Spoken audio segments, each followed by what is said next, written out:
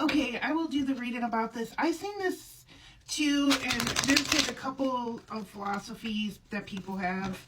I've seen some people say that that's 3 days the sun doesn't shine. Something about knocking power off with hacking, which I kind of could see, or some type of weather event.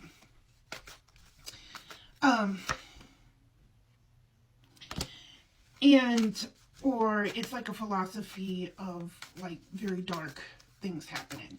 And I am going to go with that point, but let's see what the cards say, okay? We got 2 here. We got page 1, 7. And I'll explain this when I read them. Like, this is the Star Trek tarot deck. I just thought because I'm wearing my Star Trek shirt today. Why not? Why not? Okay.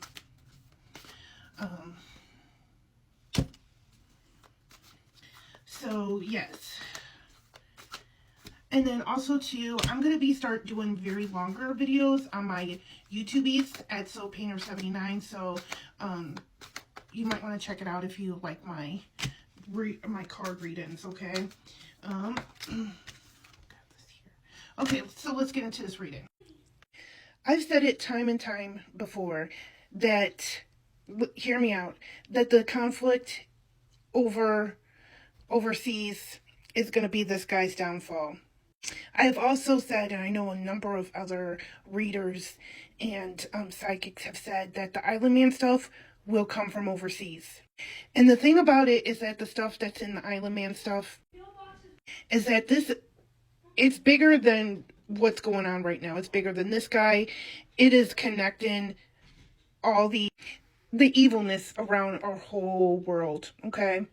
And I feel like the 3 days of darkness is about revealing a overseas entity, or group, revealing what everything is in those files. With that being said, let me get into these cards. So we got the 4 of Cups, starships. This in the Star Trek tarot deck, this is equivalent to 4 of Cups. Okay, so it means not having choices, making wise choices, not being able to back out. We got the Page of Latinum, which is equivalent to the Page of Pentacles. New money, new beginnings, dealing with money. Then we have the 7 of Cloaks in reverse, which is equivalent to 7 of Wands in reverse.